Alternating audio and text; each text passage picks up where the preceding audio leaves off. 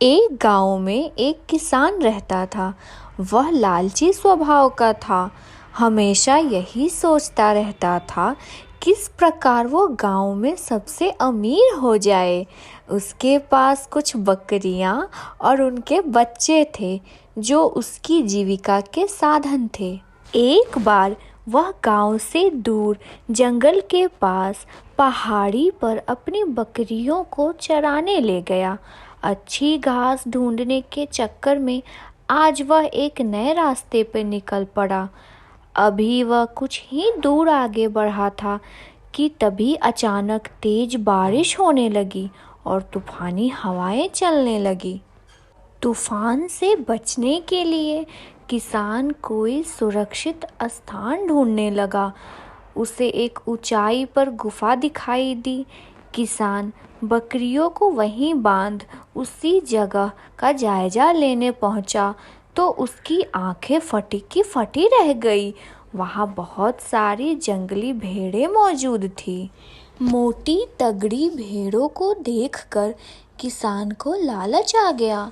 उसने सोचा, अगर ये भेड़ें मेरी हो जाए तो मैं गांव में सबसे अमीर हो जाऊंगा।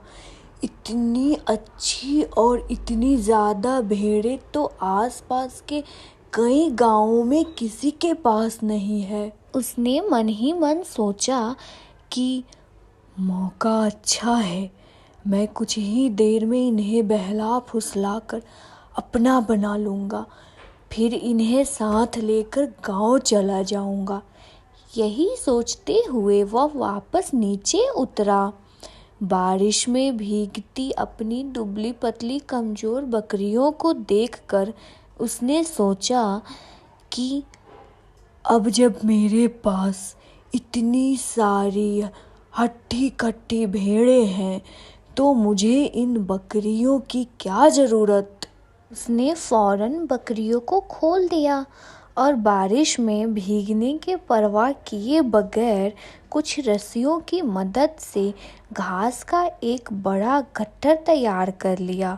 गट्ठर लेकर वह एक बार फिर गुफा में पहुंचा और काफ़ी देर तक उन भेड़ों को अपने हाथ से हरी हरी घास खिलाता रहा।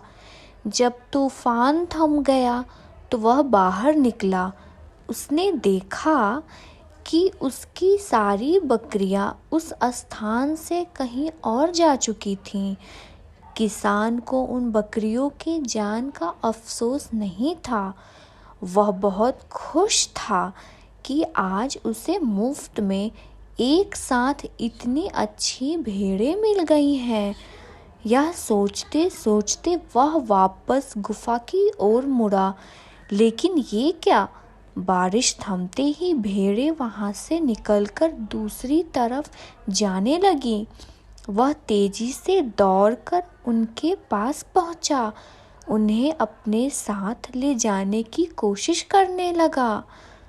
पर भेड़ें बहुत थीं, वह अकेला उन्हें संभाल नहीं सकता था। कुछ ही देर में सारी भेड़ें उसकी आंखों से ओझल होने लगी। यह सब देख किसान को बहुत गुस्सा आया।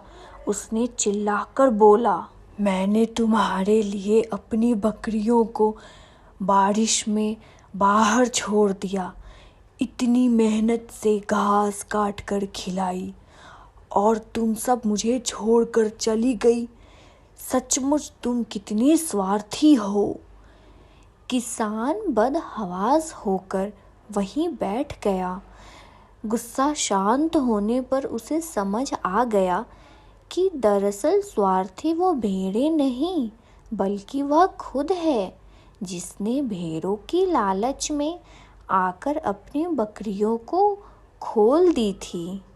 अब उसे अपनी गलती का एहसास हो रहा था और उसे पछताने के अलावे कुछ नहीं बचा था।